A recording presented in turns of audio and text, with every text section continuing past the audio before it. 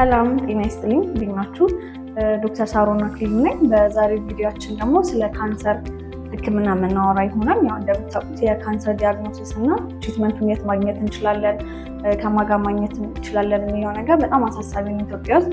ምክንያቱም እንትኖቹ የሕክምና አይነቶቹ እና ራዲዬሽን ቴራፒዎቹ በጣም ሊሚትድ ስለሆኑ ማለት ነው። በዛሬው ቪዲዮ ህንድ ሀገር ውስጥ አሉ ስለሚባሉ ራዲዬሽን ኦንኮሎጂስቶች በዝርዝር የምናይ ይሆናል። የምንጀምረው ከዶክተር ዶዱል ሞንዳል ነው። ዶክተር ዶዱል ሞንዳል ህንድ ሀገር ውስጥ አሉ ከተባሉ ራዲዬሽን ኦንኮሎጂስቶች ውስጥ በዋነኝነት የሚጠቀስ ሲሆን አንደርግራጁዌት የህክምና ትምህርቱን የጨረሰው በዩኒቨርሲቲ ኦፍ ካልኩላታ ውስጥ ነው። ከዛ ፌሎሺፖችን እና ዲኤንቢ ራዲዬሽን ኦንኮሎጂ ፕሮቶን ቢም ቴራፒውን ደግሞ ዩኤስ ውስጥ ነው የጨረሰው።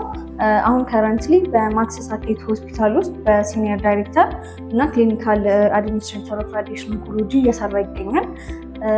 ከዛ በተጨማሪ ደግሞ አሁን እየሰጣቸው ያሉ የራዲዬሽን ቴክኒክ አይነቶች በምናይበት ጊዜ የመጀመሪያው አይኤምአርቲ፣ አይጂአርቲ፣ ኤስአርኤስ፣ ኤስአርቢቲ እንዲሁም ደግሞ ቶሞቴራፒዎችን እየሰጠ ይገኛል። ስለዚህ ዶክተር ዶዱል ማግኘት የምትፈልጉ ቀጠሮ እንዴት ማስያዝ እንችላለን ካላችሁ ታች ላይ ባለው ስልክ ኮንታክት ማድረግ ትችላላችሁ። በሁለተኛ የምናየው ደግሞ ዶክተር አንድሬ ሙንሺ ሲሆን እሱ ህንድ ሀገር ውስጥ አሉ ከተባሉ ራዲዬሽን ኦንኮሎጂስቶች ውስጥ በዋናነት የሚጠቀስ ነው። አንደርግራጁዌት የጨረሰው በዲኤንቢ ነው። ከዛም በኋላ ደግሞ በተለያዩ አድቫንስድ ራዲዮ ቴራፒዎች ውስጥ ስፔሻላይዝ አድርጓል። አሁን ከረንትሊ ከሚሰጣቸው ሞደርን ራዲዬሽን ቴክኒኮች ውስጥ በዋነኝነት አይኤምአርቲ፣ አይጂአርቲ እንዲሁም ደግሞ ስቴሪዮታቲክ ትሪትመንት እና 4ዲ ራዲዮ ቴራፒዎችን ይሰጣል።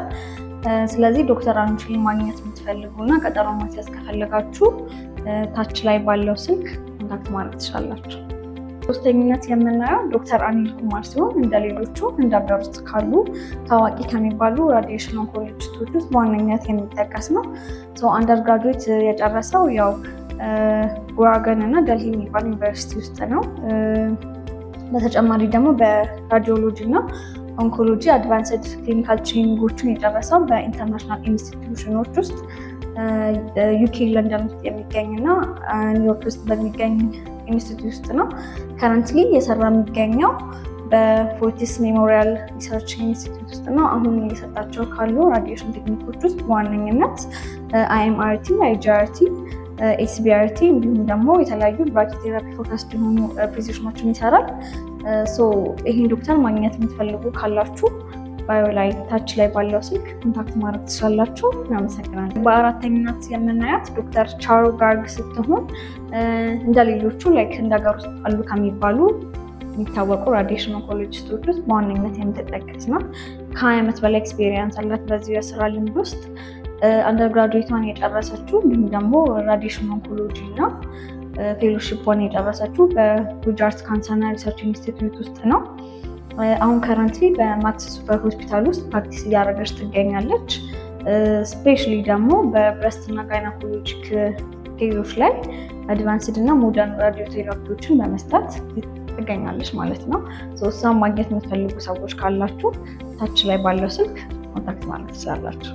በመጨረሻ የምናየው ዶክተር ጋጋን ሳይኒ ሲሆን እሱም እንደሌሎቹ ብዙ ዓመት ኤክስፔሪየንስ ያለው ከ25 ዓመት በላይ ኤክስፔሪየንስ ያለው ራዲዬሽን ኦንኮሎጂስት ነው ህንድ ሀገር የሚገኝ።